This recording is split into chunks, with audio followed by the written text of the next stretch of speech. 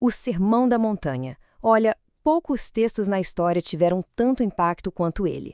Mas, ao mesmo tempo, poucos são tão misteriosos. Há séculos, uma pergunta fica no ar. Afinal de contas, qual é a verdadeira mensagem por trás daquelas palavras? Pois é, essa é a grande questão. Teólogos, historiadores, pessoas de fé, todo mundo tenta responder a isso desde o comecinho do cristianismo. Qual é o sentido do Sermão da Montanha? E é bom a gente entender que isso não é só uma discussão teórica, sabe? Como a nossa fonte aponta, decifrar o Sermão da Montanha é algo que mexe com a nossa própria existência, com a nossa busca pessoal por um sentido maior. Para a gente conseguir desvendar esse mistério, nosso caminho vai ser o seguinte. Primeiro, vamos entender qual é o problema central do sermão.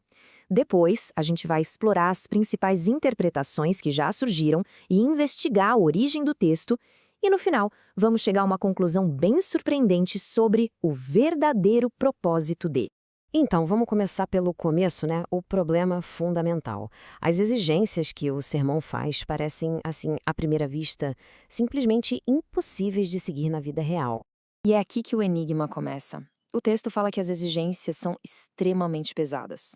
Pensa bem, dar a outra face, amar os inimigos, não se preocupar com o dia de amanhã.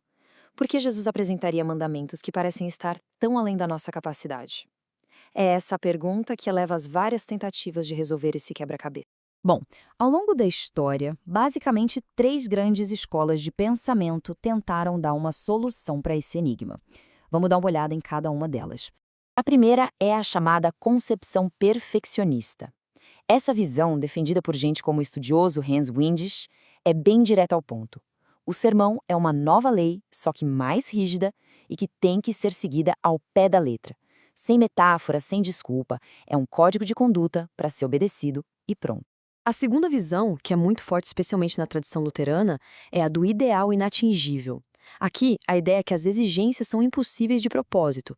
O objetivo não seria cumpri-las, mas sim fazer a gente perceber nossa própria falha, quebrar o nosso orgulho e nos levar a buscar a graça de Deus. O sermão seria tipo um espelho que mostra que a gente não dá conta sozinho. E aí vem a terceira interpretação, a da ética de emergência. Pensadores como Albert Schweitzer sugeriram que esses não eram mandamentos para a vida toda. Eram, na verdade, regras radicais para um momento de crise, tipo um código de conduta para o apocalipse que eles acreditavam estar chegando. Uma moral para o fim do mundo e não para a vida cotidiana. Agora, por mais diferentes que essas 3 teorias pareçam, todas elas partem do mesmo ponto. Elas enxergam o Sermão da Montanha como se fosse um bloco único, uma coisa só. E é justamente essa ideia que, no fim das contas, nos leva a um beco sem saída. Para a gente achar uma nova resposta, a gente precisa mudar o jeito de olhar. Como a fonte sugere, em vez de analisar o prédio já pronto, vamos dar uma olhada nas pedras que o construíram. Vamos investigar de onde veio o sermão. O que a pesquisa moderna mostra é algo fascinante. O Sermão da Montanha muito provavelmente não foi um discurso único, feito por Jesus ali, de uma só vez, numa colina. Na verdade, ele é uma compilação, uma coleção de ditos e ensinamentos que Jesus deu em vários momentos diferentes e que o evangelista Mateus juntou e organizou depois. Um exemplo bem claro disso aparece quando a gente compara o Sermão da Montanha, em Mateus, com o Sermão da Planície, lá em Lucas. Em Mateus a gente lê: bem-aventurados os pobres de espírito, falando deles, na terceira pessoa. Já em Lucas o texto é direto: bem-aventurados vós que sois pobres. A mesma ideia central, mas com palavras diferentes, o que indica que houve uma edição ali. As evidências, então, apontam todas para a mesma direção. Mateus organiza os ensinos em grandes blocos. A versão de Lucas, que é mais curta, talvez seja até mais antiga. As variações sugerem que eles usaram uma fonte comum em aramaico, e cada um editou do seu jeito. A conclusão é meio inevitável. O sermão é uma compilação de ditos que originalmente estavam soltos. Ok, entender que o sermão é uma compilação é o primeiro passo. Agora vem o segundo: entender para quem e com qual objetivo ele foi compilado. E para isso, a gente precisa de 2 conceitos-chave do cristianismo primitivo que foram bem definidos pelo estudioso C.H. Dodd. O primeiro termo é querigma. Pensa no querigma como se fosse o anúncio, a proclamação principal. Era a mensagem missionária, aquela dirigida para fora, para quem ainda não fazia parte da comunidade. O conteúdo era basicamente: olha o que aconteceu, Cristo morreu e ressuscitou por nós. O segundo termo é didaqué. Se o querigma é o anúncio, a didaqué é o ensino, a instrução. Essa era a mensagem para dentro, para quem já tinha aceitado o querigma e entrado para a comunidade. O foco dela era, ok, agora que vocês acreditam, é assim que vocês devem viver. Então, o ponto crucial é esse. Querigma é a proclamação para converter. Didaquê é a instrução para quem já se converteu. Uma é para o público de fora, a outra para o público de dentro.